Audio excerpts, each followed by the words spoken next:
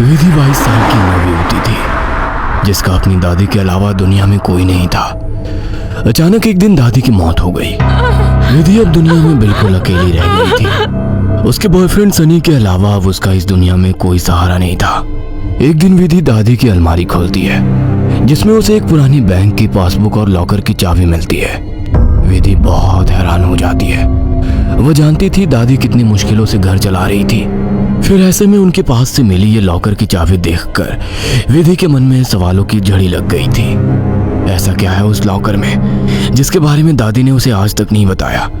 सवाल बहुत सारे थे जिनका जवाब ढूंढना था। दादी की डेथ सर्टिफिकेट लेकर जब वो बैंक पहुंची तो उसे दादी की लॉकर का एक्सेस मिल गया।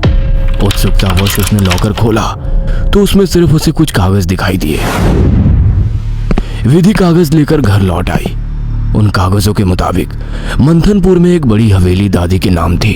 इतनी बड़ी हवेली है दादी के पास और हम सालों से इस 2 कमरे के किराए के मकान में जी रहे हैं। ऐसा क्यों किया दादी ने? खैर जो भी बात हो, अब तो ये हवेली मेरी है। मैं कल ही मंथनपुर के लिए निकलती हूँ। अगले ही दिन वो मंथनपुर के लिए निकल गई थी। बड़ी अजीबोगरीब सी जगह थी ये। मेन रोड से हवेली की तरफ जाने वाली सड़क बिल्कुल सुनसान थी। गाड़ी तो क्या, पैदल चलता हुआ भी कोई इंसान नहीं दिख रहा था। सड़क पर गहरा सन्नाटा पसरा हुआ था। सड़क के दोनों तरफ घने ऊंचे पेड़ लगे थे। इतने पेड़ पौधे होने पर भी वहां किसी भी पक्षी का कलरव नहीं था। कोई जानवर नहीं। धीरे धीरे अंधेरा हो रहा था। सड़क किनारे लगे घने पेड़ अब जंगल की तरह दिखाई पड़ रहे थे। सड़क पर फैली खामोशी अब विधि को डरा रही थी। कुछ ही देर में वो पैदल चलते हुए हवेली तक पहुंच गई थी।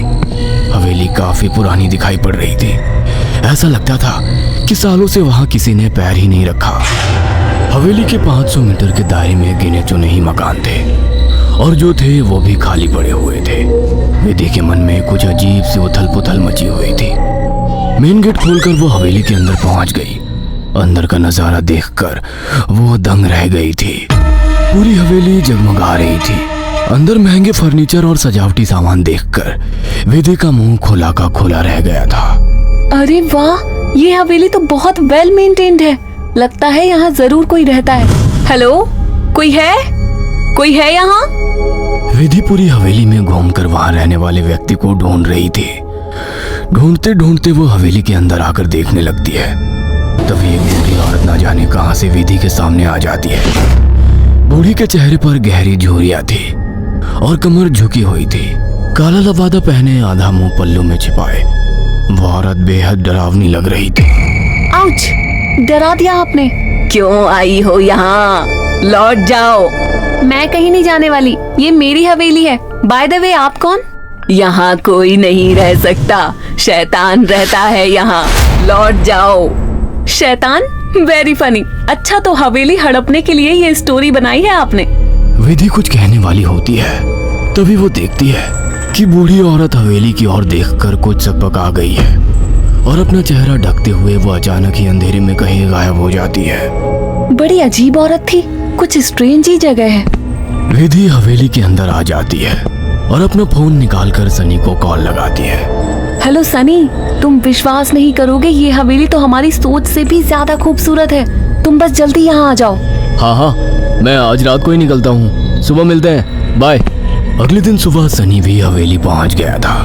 अरे यार, कहाँ फंसा दिया विधि ने। अंदर जाने तक का रास्ता नहीं है। हर तरफ झाड़ियाँ, पेड़ पौधे। ऊपर से मुझे कहा कि मेरी सोच से भी ज्यादा खूबसूरत है हवेली माय फुट। सनी बड़बड़ाता हुआ मेन गेट से अंदर जा रहा था। बाहर का कंपाउंड क्रॉस करने के बाद अब वो दरवाजे के सामने था। उसके नॉक करने से पहले ही दरवाजा खुद ब खुद खुल गया। सनी हैरान रह गया था। अंदर पहुंचकर उसने देखा हॉल में कोई भी नहीं है। विधि को पुकारते हुए वो अंदर बेडरूम की ओर बढ़ गया। बेडरूम के अंदर का नजारा देखकर सनी ने दांतों तले उंगलियां दबा ली। विधि अंदर बेड पर बैठी हुई थी। उसके लंबे बाल खुले हुए थे और उसके चेहरे को ढके हुए थे। बालों के बीच से उसकी लाल खून आंखें दिखाई पड़ रही थी। दोनों हाथ और पैरों की मदद से वो बेड पर ऐसे बैठी हुई थी मानो कोई जानवर हो। उसकी खूबसूरती गुलाबी त्वचा जगह जगह से कटी थी और सफेद पड़ गई थी। विधि को देखकर सनी जोर से चिल्लाया, विधि, ये क्या हो गया तुम्हें? सनी की बात सुनकर विधि ने डरावने अंदाज में गर्दन टेढ़ी की। अब उसके चेहरे पर से कुछ बाल हट गए थे। वह भयानक आवाज के साथ हंसने लगी।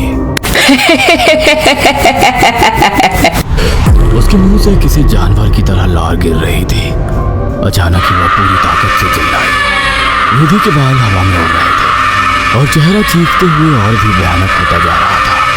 काले दांत और सफेद पड़ चुकी आंखें आकार में बड़ी होती जा रही थी। सनी के अंदर और देख पाने की ताकत नहीं बची थी। अपनी पूरी ताकत लगाकर वो कमरे से बाहर की तरफ भागा। बाहर हवेली के दरवाजे तक पहुंचा ही था कि विधि की दर्द से भरी आवाज सुनाई पड़ी। सनी, मुझे छोड़कर मत जाओ, मुझे बचा लो। सनी, ये मुझे नहीं छोड़ेगा। बहुत दर्द हो रहा है, बहुत दर्द हो रहा है। विधि जोर जोर से रो रही थी और सनी को रोकने के लिए बोल रही थी। विधि की ऐसी दर्द भरी आवाज सुनकर सनी तड़प उठा और दौड़कर उसके कमरे की तरफ वापस आ गया। ये सब क्या हो गया विधि? ये सब क्या हो गया? मैं क्या करूं, बोलो। बहुत भूख लगी है, तेरा खून पीना है। इतना कहकर विधि अजीब तरीके से मुस्कुराने लगती है और अपने हाथों और पैरों की मदद से जमीन पर रेंगते हुए सनी की ओर बढ़ती है। सनी बिजली सी तेजी दिखाकर कमरे से बाहर निकल आता है और कमरे का दरवाजा बाहर से बंद कर देता है। सनी की कुछ समझ नहीं आ रहा था। वह विधि की मदद करना चाहता था। उसे ऐसी हालत में छोड़ना उसे मौत के मुंह में धकेलने जैसा था। वह बाहर जाकर मदद मांगने का निर्णय लेता है और तुरंत बाहर निकल आता है। हवेली के अंदर दूर दूर तक केवल सन्नाटा छाया हुआ था। अंदर से रह रहकर विधि की दर्द भरी चीखें सुनाई दे रही थी। मदद की उम्मीद में सनी दौड़ते हुए आगे भागे जा रहा था। तभी उसकी नजर एक चर्च पर पड़ी। चर्च काफी जर्जर हालत में था। सनी इधर उधर देखता हुआ अंदर पहुंच गया। दोनों हाथ आपस में बांधकर वो फूट फूट कर रो रहा था। Please God help me, please. कहाँ जाऊं मैं? किससे मदद मांगू? प्लीज। कोई प्रॉब्लम है क्या? मुझे बता सकते हो? फादर की बात सुनकर सनी सारी बातें फादर को बता देता है। परेशान मत हो डियर, मैं तुम्हें हॉली वाटर दे रहा हूँ। जाकर अपनी गर्लफ्रेंड के ऊपर छिड़क देना। God bless. Sunny holy water लेकर हवेली लौट आया था। उसने विधि के रूम का दरवाजा खोला तो वो दीवारों पर चल रही थी। उसके मुंह से खून बह रहा था और वो जोर जोर से हंस रही थी। दरवाजा खुला देख उसने टेढ़ी सी नजर से सनी को देखा और दीवार से नीचे कूदकर उसकी ओर बढ़ने लगी। सही समय पर सनी ने हॉली के ऊपर छिड़क दिया। एक जोरदार चीख के साथ दूर जा गिरी और एक काला सा साया कमरे से बाहर की तरफ जाता हुआ दिखाई दिया। विधि, वो चला गया। तुम ठीक हो? हाँ, वो चला गया, लेकिन अब वो अकेला नहीं आएगा। वो बुढ़िया सही कहती थी, ये घर नहीं शैतान का बसेरा है। यहाँ एक नहीं 5 शैतानी ताकत है। जल्दी चलो विधि, हम यहाँ से दूर निकल जाएंगे। सनी विधि को सहारा देकर ले जाने लगता है। तभी विधि की आंखें पलट जाती है और वो सनी को दूर धकेल देती है। सनी जाकर दीवार में टकरा जाता है। तभी फादर वहां आ जाते हैं। मैं जानता था यहाँ एक नहीं बल्कि कई शैतान है जो तुम्हें नुकसान पहुंचाने की कोशिश जरूर करेंगे। तुम्हारी दोस्त पोजेस्ड है, यह आसानी से उसका शरीर नहीं छोड़ेंगे। मुझे ही कुछ करना होगा। फादर हॉली वाटर को विधि पर छिड़कते हैं जिससे कुछ पल के लिए शैतान कमजोर हो जाता है। उसी समय वे दोनों उसे बेड से बांध देते हैं। उसके बाद फादर प्रेयर बोलने लगते हैं और वाटर की कुछ बूंदें उसके ऊपर गिराने लगते हैं। विधि पूरी ताकत लगाकर चीख रही थी। फिर कुछ देर बाद अचानक उसने चीखना बंद कर दिया।